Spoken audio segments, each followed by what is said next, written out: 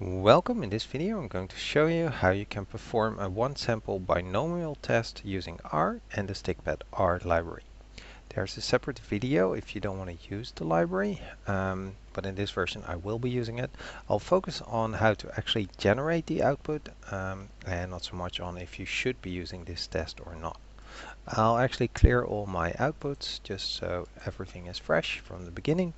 And let's have a look. So the version I'm using is 4.3, but this probably also works with newer versions and perhaps even some older ones. This test is usually done if you have two percentages you want to compare. So for example, if you have a binary variable.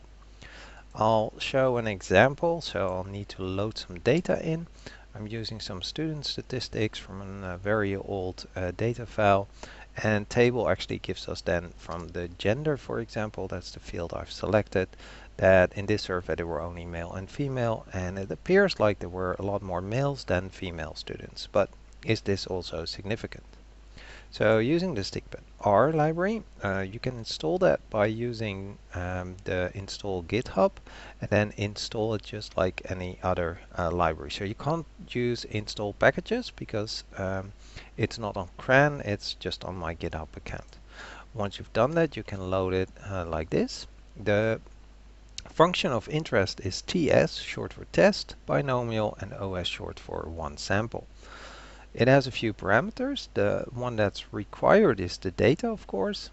Codes is if you have, for example, more than two categories, then you can pinpoint the two that you want to compare.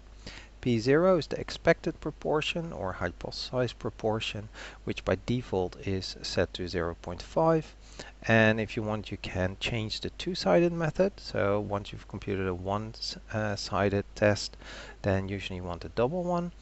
And that can be done, or the two-sided one, that can be done in three different ways. You can see the details of the function by putting a question mark in. It explains a bit more, or just check out my website on that. Let's run the test on that gender field, and immediately it shows me that there was the p-value, the significance, 0.0016, and a quick description of the test that was used. So this is extremely low. It's below the usual threshold of 0.05. So the chances of getting a result as in our sample, or even more extreme, if in the population it would have been 50-50, is very low. So that assumption is probably wrong. So therefore we might conclude that there is a significant difference in the number of males and females. Alright, and that's how you can do this with my library. There are other libraries that can do this. But this video focused on my library. So that's it for now, and hope this was helpful.